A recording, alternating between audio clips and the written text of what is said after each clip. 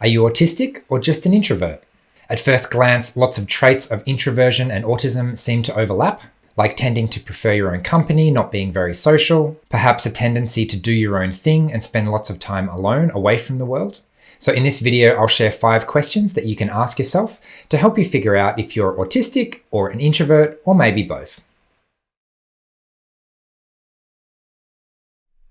Hi everyone, Paul Micallef here from Autism from the Inside. I make weekly videos sharing the human side of autism, so make sure you hit subscribe to get the latest content.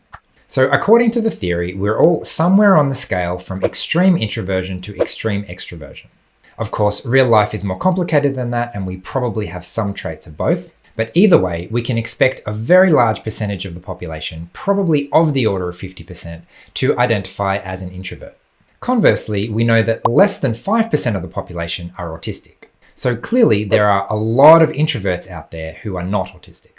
And that kind of makes sense. Most of us are somewhere in the middle in terms of introversion and extroversion. But what about the extreme end? Can you be an extreme introvert without necessarily being autistic?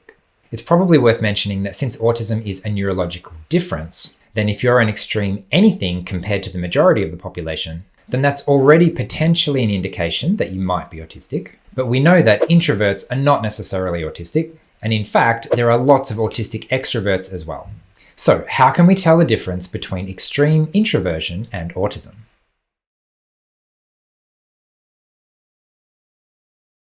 The first question to ask yourself is, why do you like spending time alone? By itself, preferring your own company is not a sign of autism at all. It's extremely common. Lots of people like spending time by themselves. So if you tend to like activities that you can do by yourself, like reading or gardening or writing or drawing or any number of other things that you tend to do by yourself, none of these are any indication that you might be autistic. They're more like a preference for a certain type of activity. So the question is, why do you like spending time alone? Is it because there are lots of things you like to do and they happen to be by yourself and you happen to find them really relaxing and recharging? Or is it because you find people stressful? A lot of autistic people have some version of social anxiety, whether it's overthinking social interactions, trying to prepare in advance, maybe with scripted replies, or by wanting to know every detail of what's likely to happen. When you feel like you're just a bit different from other people, it can be hard to find ways to connect. It can be hard to fit in, hard to do what everyone else is doing, and above all, really stressful, taking a lot of energy to try to fit in, to try to participate in mainstream society. So a lot of the time, the reason many autistic people prefer to spend time alone is because being alone is safe. You don't need to worry about what other people think, whereas going out into the world with all of these crazy, unpredictable, people, that's scary, that's stressful, that doesn't feel safe or relaxing at all. In other words, the reason I'm isolating myself is not just because I enjoy reading or gardening, but because I find the outside world openly hostile. So question number 1, why do you like spending time alone? Is it a preference for a certain type of activities that you find pleasurable? Or is it because you have a general sense that the outside world is stressful and dangerous? And so the effort of putting on a mask so you can go out and try and fit in is too difficult and too stressful, so you'd prefer to just stay at home where you can relax and feel safe.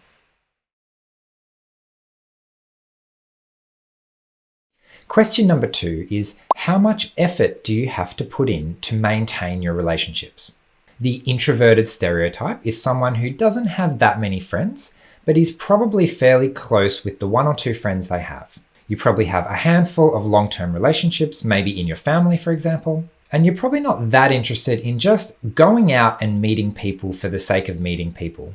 So the question here is a little bit similar to the first one. What is the reason for not having a large number of friends? Is it because relationships are really difficult? Or is it that you're just not that interested in making new friends for the sake of new friends when you're actually already reasonably satisfied with the relationships you've already got? If you've never struggled to maintain relationships or be understood by the people around you, that's a pretty strong sign you're probably not autistic. I've met quite a few people who are extremely introverted, but they don't have a problem going out into the world, interacting with people on a superficial basis, like small talk or getting along with colleagues or having these kinds of acquaintance level, nice, polite relationships. It's just that they're reasonably happy with the one or two close friends they've already got. In fact, for some people, having polite small talk with a stranger is a lot easier than trying to show up and be vulnerable and make a real connection with this person. Whereas it's a common autistic trait to want more friends, wish you had deeper, more nourishing long-term relationships, and to want to skip all that small talk and superficial stuff and actually jump straight to connecting with a real person. So you can see that the result might be having not that many friends. There may even be an aversion to going out and trying to make new friends because it's really difficult. But the underlying reason behind it can be quite different. So the second question to ask yourself is, are you happy and satisfied with your relationships even if you don't have that many friends?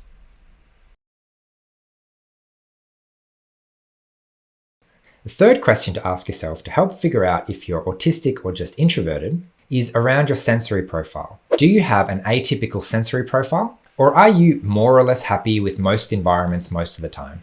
We all have sensory preferences. Everyone has some things in life that they'd prefer not to do. Lots of people don't like wearing a tie or high heels or makeup, for example. But it's much less common to dislike shopping centers because they're too loud or bright or noisy. Similarly, do you find that most foods are okay? Or do you really struggle to find anything palatable, even at a nice restaurant?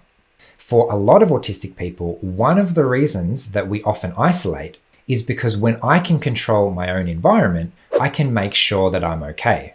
As soon as I leave the house, as soon as I go into a public space, then suddenly I have to deal with a sensory world, an environment that was created for your average person. And it's likely to be too loud or smelly or overstimulating in some way.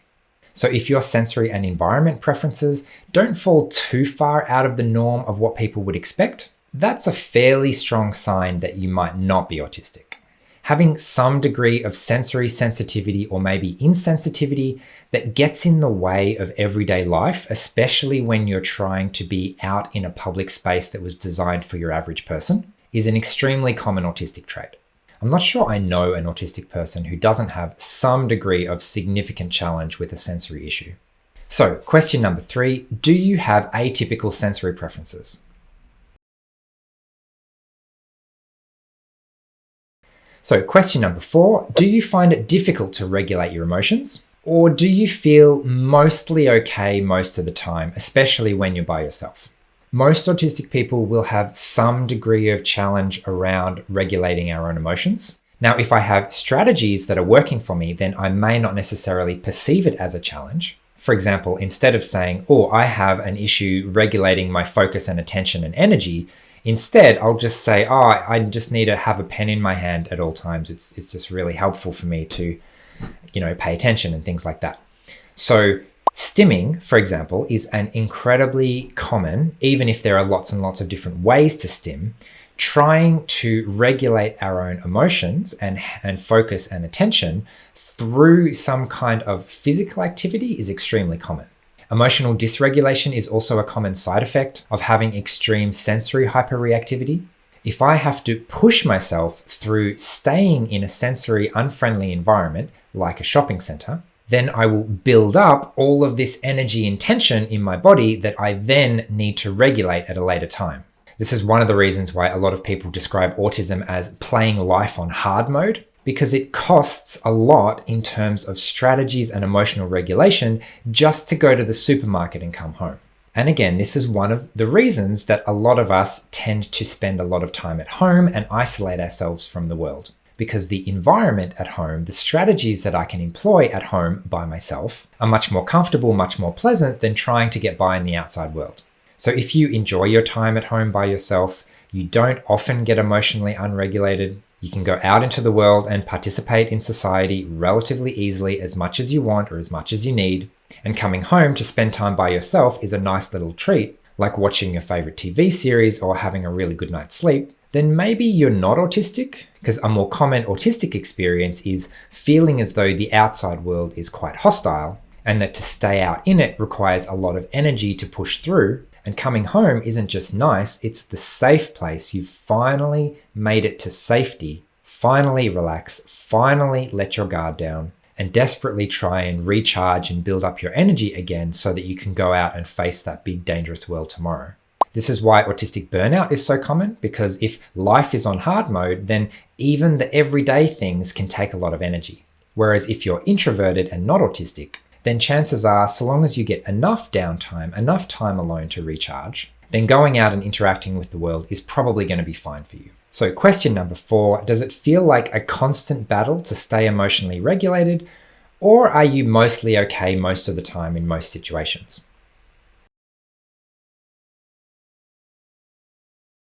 So question number 5 is around your own personal identification with the group. Do you feel like you belong with your peers, or have you always felt like an outsider? Always felt different, like there's something that means you're not going to fit in? It's entirely possible to be a shy, quiet version of normal. More or less the same as everyone else, just talking less and not being very outgoing. Now, sometimes being shy can lead you to be by yourself and left out of a group, but the autistic experience is another level entirely. It's not uncommon for autistic people to ask questions like, am I an alien? Am I the same species? Am I on the wrong planet? Why do I feel so different to the other kids around me?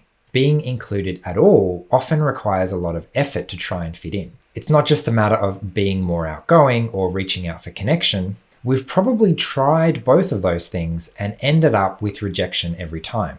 I'm not left out and end up playing by myself because I'm quiet and prefer my own company. I end up alone playing by myself because I'm left out and excluded from the group. Very early in my own autism discovery journey, I remember reading a story by John Elder Robinson where he was recounting his own childhood and noted that the psychologist would say things, looking at the outside, things like, Johnny doesn't like to play with the other kids. And he was looking back on that, revising the story, saying, Johnny would love to play with the other kids. All the other kids are really mean to Johnny. Johnny's going to play by himself instead. It's got nothing to do with being quiet or preferring your own company. A lot of autistic people end up alone, either through outright rejection and exclusion, or because it's just easier than trying to navigate a complex social space. So if you haven't experienced a high degree of rejection and exclusion, especially in school where social dynamics are a lot less kind and considered, then that's probably more evidence that you might not be autistic. Of course, introverts can also experience rejection and bullying, but this repeated experience again and again in different situations tends to be a pretty common hallmark of the autistic experience. So there we have it, 5 questions you can ask yourself to help figure out if you're autistic or introverted, or maybe both. If you liked this video and you'd like to support the channel financially, you can become a member of our Patreon community for as little as $1 a week. So please consider that if you're able. Otherwise, thanks for watching. Please leave a comment. I'd love to hear your experience of what resonated the most for you in this video. So I hope this has been helpful for you, and I'll see you again next week. Bye.